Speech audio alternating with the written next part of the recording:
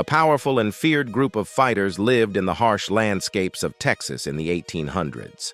They caused fear among settlers and rival Native American groups. From the early 1800s to the 1870s, the Comanches terrorized anyone who tried to cross their path with their cruel raids and brutal methods, such as cutting off heads and other body parts. One legendary Comanche chief, Quanah Parker, led his people with fierce resolve and a smart plan during the last few years of the tribe's fight against Western expansion. The Comanches were experts at psychological warfare. They used the fear that their horrifying methods caused to weaken and control their enemies. Scalping, which has been done for hundreds of years, was one of their many ways to show fear. The Comanches were known to leave behind a trail of badly cut-up bodies, so people would remember how horrible their raids were long after they were gone into the Great Plains. In his famous book, Blood Meridian, Cormac McCarthy said, "The wrath of the hurricane and the presence of the night were meant to evoke the wrath of God." The Comanches seemed to represent this divine anger because they were always trying to get power. Let us take you on a trip into the cruel world of Comanche raids, where fear was a deadly weapon. Comanche Chronicles, Lords of the Plains. The Comanche people have a long and complicated past that goes back to the Great Basin in North America. Around the beginning of the 1700s, the Comanche began an amazing journey to the southern plains, which includes parts of Texas, New Mexico, Oklahoma, and Kansas today. They were able to make this important trip because they bought horses from Spanish colonists. This changed their way of life and made them one of the strongest Native American groups in the area. With their greater freedom to move around, the Comanches changed how they hunted and made their territory bigger. They were very good at hunting buffalo and traded with other tribes and European settlers. Over time, their power and impact grew. The fighting culture of the Comanche people grew, and they became known as the Lords of the Plains for how well they could fight and ride horses. A lot of people heard about them. Chief Ten Bears, a famous Comanche leader, said, "I love the land and the buffalo and will not part with it." This quote shows how deeply connected the Comanche people were to the land and their way of life. The close-knit family unit was an important part of the Comanche way of life. Large families lived together in small, roving bands. These bands would get together for important events and ceremonies, like the yearly buffalo hunt and the sun dance, a religious ceremony done to honor the dead and bring good luck. Comanche society was based on family ties, and a person's social status was based on how much they helped the group. Warriors and hunters were given extra respect because they looked out for and fed the community. Men were more interested in hunting and keeping others safe, but women also took part in some parts of war, especially after fights, and were very important in taking care of and treating prisoners. The Comanche people believed in magic and nature, and their warrior society was deeply connected to those ideas. They were sure that there was a group of spirits and other magical beings called the Pantheon, and that the Great Spirit, or Numina, was in charge of them all. Warriors held ceremonies and rituals to get help and protection, and they often used holy items and powerful talismans. The Comanche Code of Honor was an unwritten set of rules for how to act in war. It stressed bravery, loyalty, and protecting their people and way of life. As they took over more land by attacking nearby tribes and European settlements, they became known for being fierce and cruel. Raids had many goals, such as taking horses, goods, and prisoners as slaves, getting payback, or claiming control over disputed lands. An important part of many of these raids was played by the famous Comanche leader Quanah Parker, who led his troops with skill, cunning, and charm. But there were also some bad things about the Comanche warrior society. Some people who were captured during raids were abused or even killed, but many others, mostly women and children, were accepted into the tribe and became respected members of the community. As more and more European people moved west, they gradually took over Comanche lands. This made things more tense, which eventually led to the Comanche Wars. The Comanche lost power even more when guns were introduced and the horse population was killed off. Comanche people had to give up their huge lands and learn how to live in a new way on reservations by the late 1800s. Even so, their reputation as unbreakable warriors and strong will have left an indelible mark on the history of the American West. The motivation behind Comanche conquests. Along the way to becoming powerful, the Comanche people went on a number of war raids that grew their influence and solidified their image as fierce warriors. These raids were carried out for a variety of reasons, such as to take over new territory, get resources, or get revenge.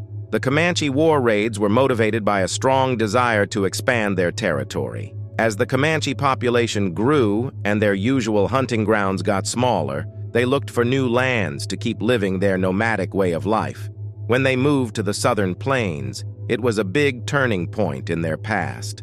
They could find everything they needed to stay alive in the vast grasslands and large groups of buffalo. However, these lands did not come without competition. The Apache and the Osage were also dependent on them for food. The Comanche and their enemies often fought because they were so hungry for resources and land. War raids became an effective way for the Comanche to show who was in charge and take over more land.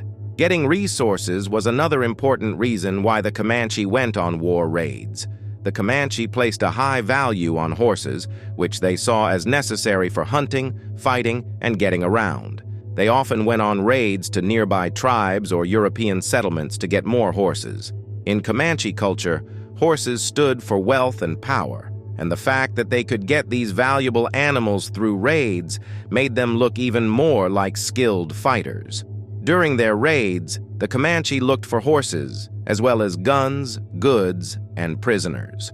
It was especially important for them to keep their power in the area that they got guns. The main reason the Comanche went on war raids was to get revenge for past fights. In their warrior society, honor was very important, and anyone they thought was hurting their people or acting aggressively toward them had to be punished. It was common for raids to happen in reaction to attacks on Comanche villages, the killing of Comanche warriors, or the theft of horses and other goods. The story of Pita no Quanah, a famous Comanche chief who led a series of raids against the Texas Rangers in the 1850s after the Rangers killed many Comanche people in a town, is a powerful example of this. Long-running feuds with rival tribes and European settlers kept the violence going for generations, and people sometimes wanted more than just instant retaliation. The ongoing conflict between the Comanche and the Apache is a good example.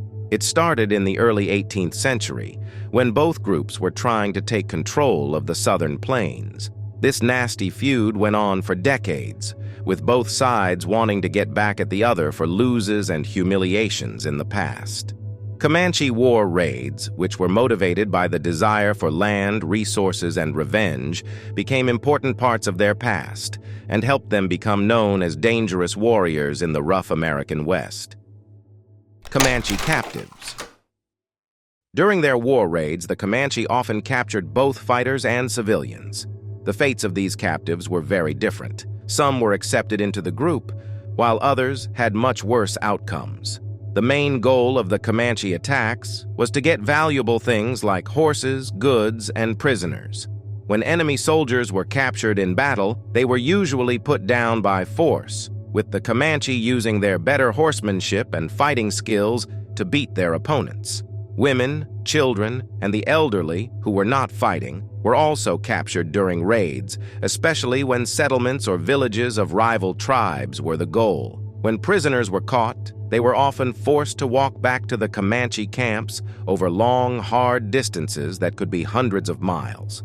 How prisoners were treated on this journey relied on a number of things, such as how valuable the tribe thought they were and how they were captured. People who resisted or were a threat to their attackers might be treated badly, while people who were more cooperative might be treated more gently. When prisoners got to the Comanche camps, their fate was decided by a lot of different social and cultural factors. The tribe often saw women and children as valuable tools because they could become part of Comanche society and make the tribe stronger by adding to its numbers. Women who are captured by the Comanche might marry warriors or be taken in by other women in the group and raised as sisters or daughters. These relationships weren't always forced. Sometimes women who were captured made real bonds with their captors and chose to stay with the tribe on their own free will. In the same way, captured children were often taken in by Comanche families and raised as full members of the tribe. By doing this, they would learn the Comanche language, habits, and way of life,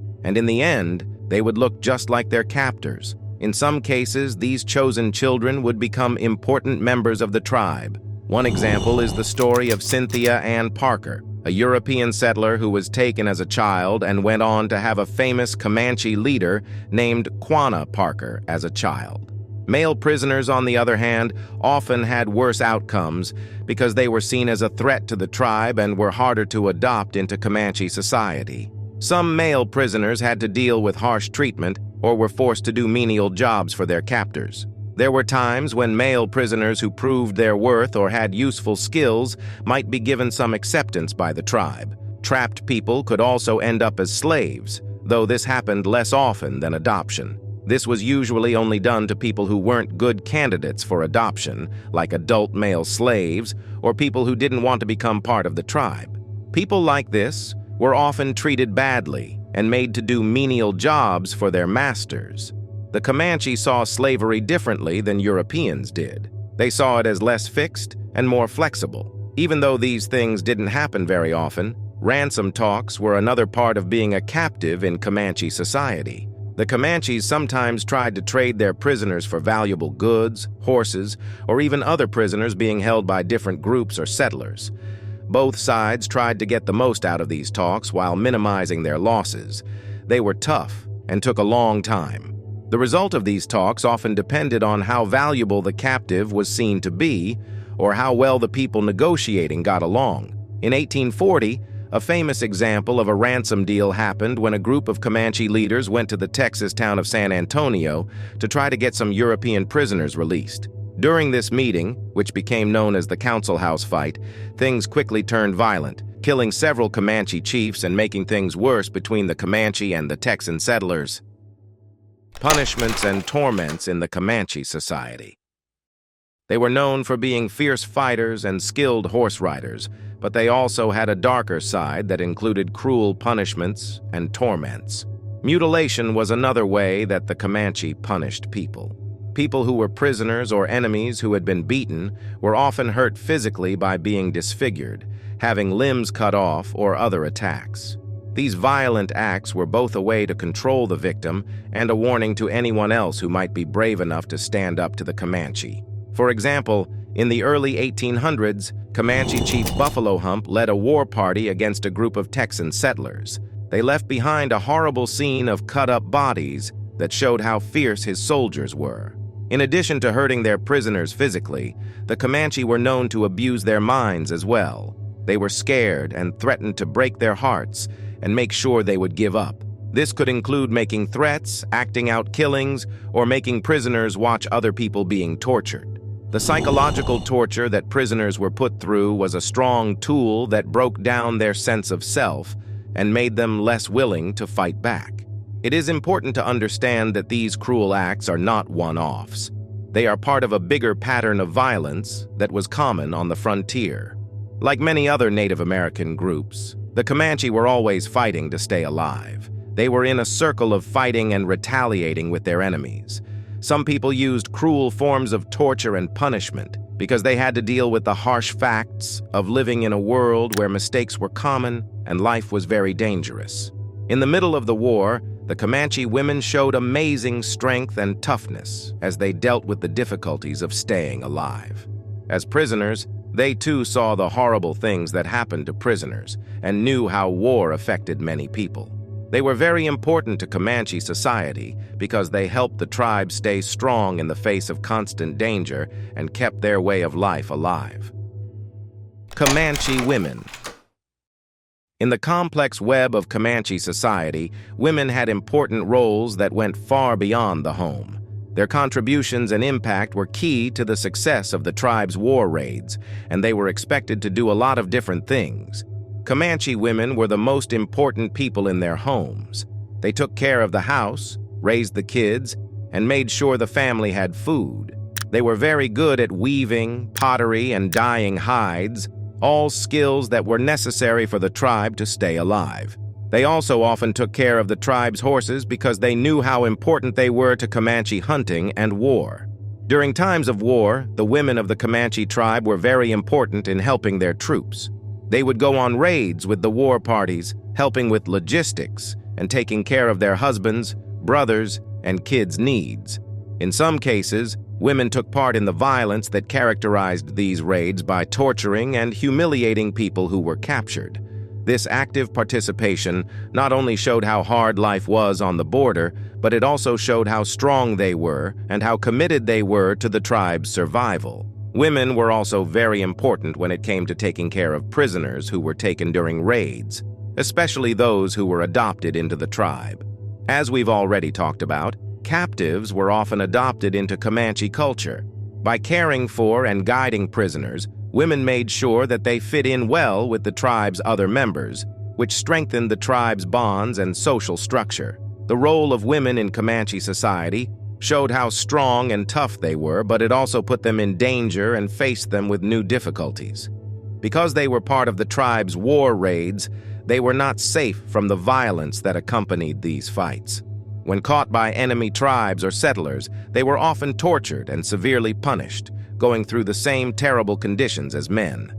Waker was a famous Comanche woman. She was married to the famous Comanche chief Quanah Parker. Waker was known for being strong and determined all the time, even when things went wrong. They were caught during a fight with the U.S. Army, along with their young son. Whispering that she was about to be killed, Waker managed to get away from her attackers, showing that Comanche women had an unbreakable spirit. To sum up, Comanche women had many roles and were very important in their society. Their services included a wide range of tasks, from caring for their families to fighting in wars and helping prisoners. Their strength, skills, and steadfast dedication were key to the tribe's survival and the protection of its culture. We hope you liked this video. Subscribe to the channel if you're a history addict, and please let us know about what civilization or time period we should talk about. Also, watch another video here.